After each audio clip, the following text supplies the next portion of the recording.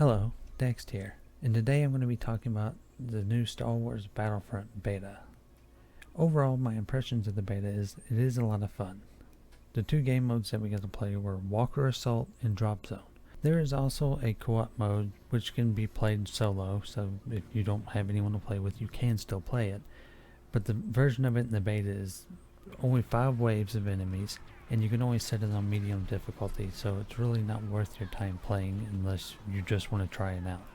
And now I'm going to talk a little bit more about the game mode Walker Assault, which is also what you are seeing in the video right now. I should also note that I am playing the game on my PC and not the Xbox One or the PS4. That is why the game may look a little bit different than what you see. And just for the few people that might want to know, I am recording the game at 1080p with ultra graphics settings. But to get back on topic, Walker Assault game mode I had a lot of fun in. It's the game mode that I actually played the most. There are some problems with it though, especially with some of the spawn points on the rebel side. There would be many times that I would just die right as I spawned just because I was in the direct line of fire of one of the AT-ATs that were walking across the map. That is how you would see a lot of people getting, scores of 50-3. Is because they would be in vehicles just camping the rebels, and it's a very easy thing to do.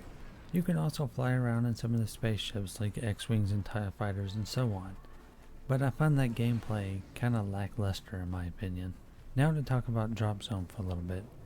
Drop Zone for me was kind of a mediocre game mode. I didn't hate it, but I didn't love it.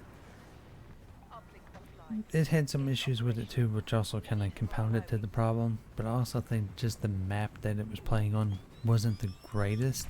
I also noticed that there were some issues with where the drop pods were actually coming down at, and a lot of the time it would be right next to player spawns, which can be a very bad balance issue if they don't resolve it by next month when the game actually has its full release in November. My opinion may change on Drop Zone when the game fully releases, once I am able to play a few more maps and get used to the game mode a little bit, and hopefully they can fix those drop pod issues where they're dropping right next to players spawning.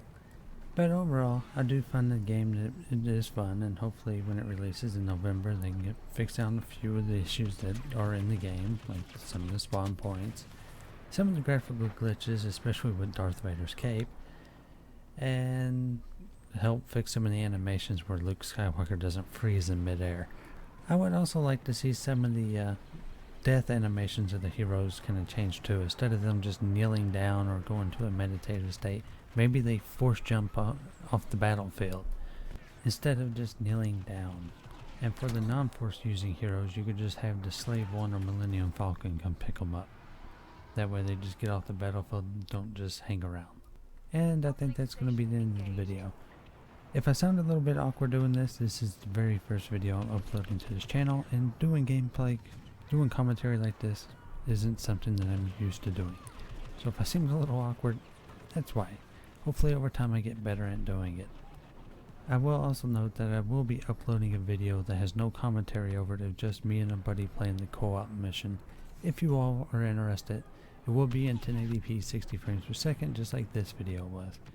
And until next time, I hope you have a good day.